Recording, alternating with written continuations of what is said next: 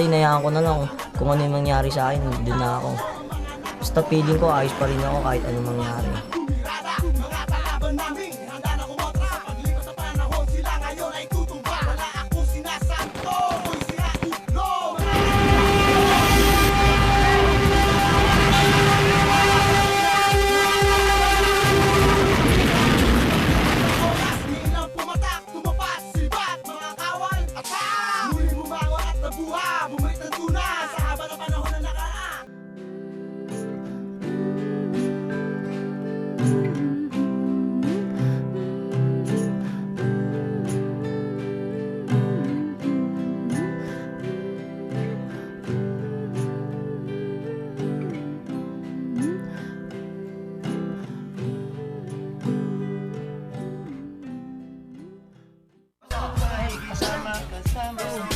Tignan mo to, boss. Okay na ba to? Guns, samurai, button sword, ice tea. Kalabaw. Ito, pantaga. Sa tao. Mga tamang trip na sir, kung ano lasing niya. Makukulit niya. Kung ano may isipan niya na yun. Dalawa, meron tayong code po. Hanggang 2, hanggang 1, 5. Yung usin, talagang 16,000. 22. Bahala. Kasi ito, talaga hindi ka lugi.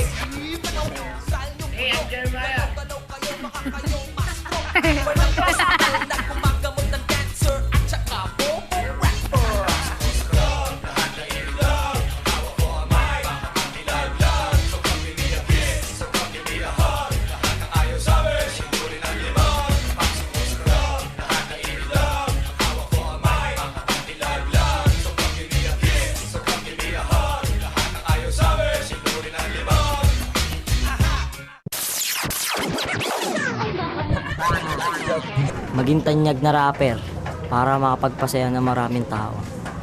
Ayun lang. Lahat naman ng pinaka-sport na yan lang siguro na pili niya. Kaya natuwa naman ako. Yan siya na ingay. Sarap. Saka dance. Sa discussion, di ka papipilitin. Kaming kompletong barkada, kayo ay aalitin. Noong oras na ako nakauwi, alauna na eh. Kulang pa yung tulog ko eh. Alas 5 pasok ko eh. Kaya hindi ako nagising, 7 na ako nagising, late na ako. Tempo Street 13 from the barrio Dulong Bayan. Kayo'y umatras na kung ayaw niyong mapaglamayan. Ako si Jordan, madalas sapian ng demonyo. Kaya hindi ako nakapasok. Bukas na lang ako babawi. Kasi yung mga matatanda kasi sa amin, kapag binubuksan nila yung selda namin, pinapasok nila ako. Kasi I am the one only in the minor cell. And then he said, "Oh, get your t-shirt," ganun. Sabi niya, hubarin mo yung damit mo, hubarin mo yung pants mo, hubarin mo yung brief mo, hubarin mo yung panty mo, sabi niya. Tapos, wala na akong nagagawa kasi marami sila marami yung humahawak sa akin. Wala na akong nagagawa kundi sumigaw na lang. He's too young to go to jail. But I'm happy now because he's free. And he can do anything for a better life for him.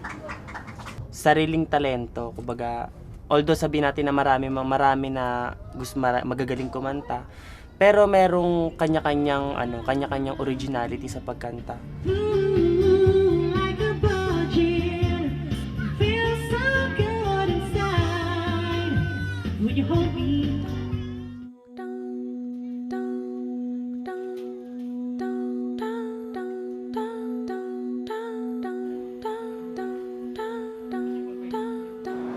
Binibin ako, pag nailima ako, may bili ako ng plastic bag,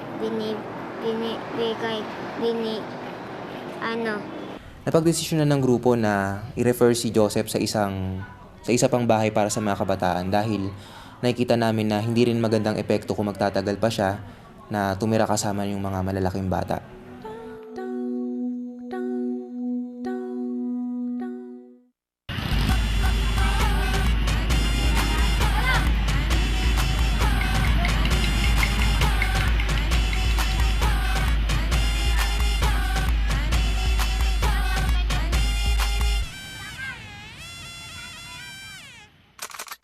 Gusto ko marinig yung aking hirit.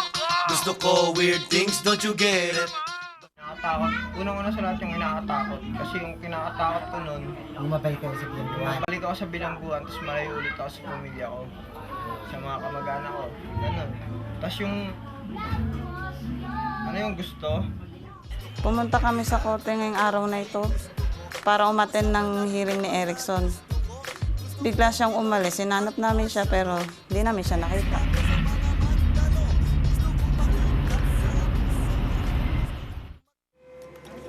May nakapag-text sa amin na si Jeremiah daw ay nasangkot sa isang insidente.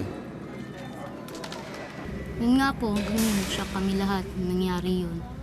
So wala akong nakapagsalita sa amin ganun. Bakit? At ang dahilan kung bakit na ginagawa yung ganun. He wasn't killed by somebody else, he killed himself. During that afternoon, I was already talking with my son. He even told me, Mama, I love you.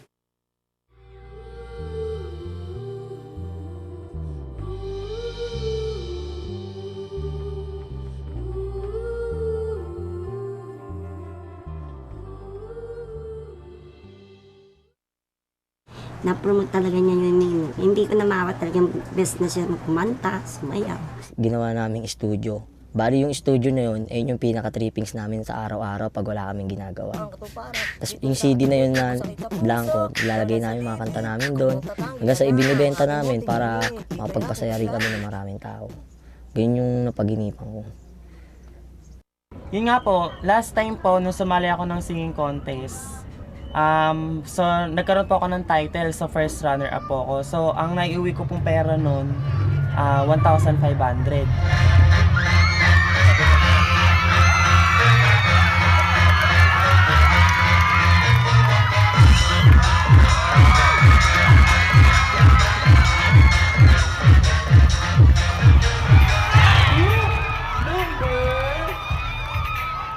Number 4.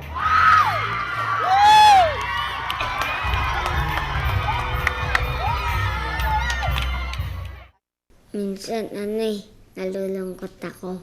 Namimiss ko. Tapos, pag kinaaway ko, namimiss ko din si papa ko. Natuwa pa nga ako nung dumating kayo. Alam niyo ba po, yun ang pinagdasal ko. Na bigla na lang sa akin na wish. Sana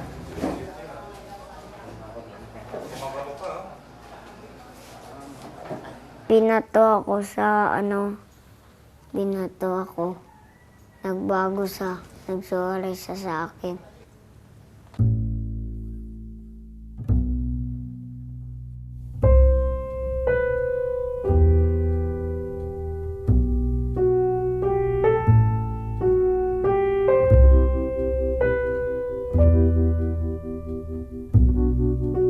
Siguro parang parang binigyan na lang ako ni God ng boses para gamitin para sa future.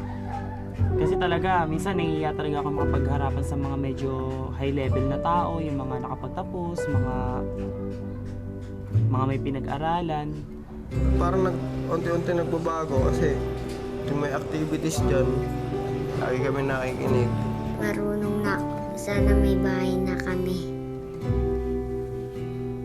Kasama ko na si mama ko, tapos kapatid ko, papa ko.